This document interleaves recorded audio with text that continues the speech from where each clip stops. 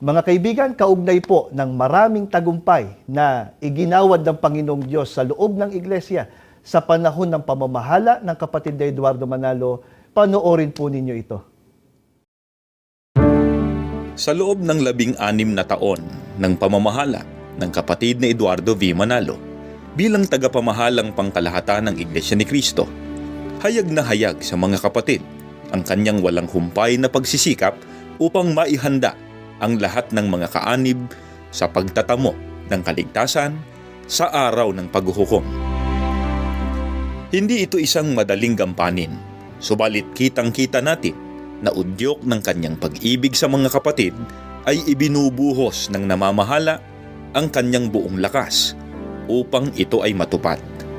At dahil dito, patuloy namang ibinubuhos ng Diyos ang kanyang tulong at awa sa buong iglesia.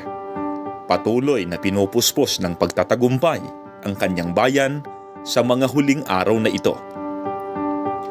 Patunay nito ay ang mga tagumpay na iginawad ng Diyos sa iglesia sa ilalim ng pamamahala ng kapatid na Eduardo V. Manalo.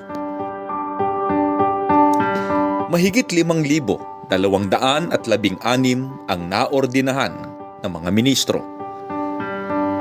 4,180 na mga gusaling sambahan ang naipatayo at naitalaga.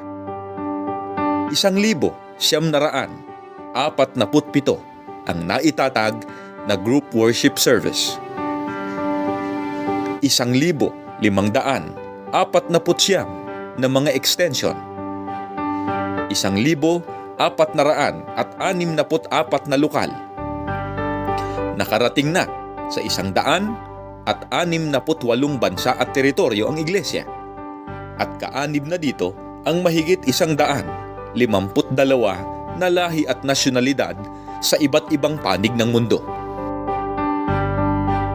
Katuwang ang mga ministro at mga manggagawa, maging ang mga may tungkulin sa iba't ibang mga lokal at distrito sa buong mundo ay buong pusong sinisikap ng kapatid na Eduardo V. Manalo na madala ang lahat ng mga kapatid sa kasakdalan ng kanilang pananampalataya.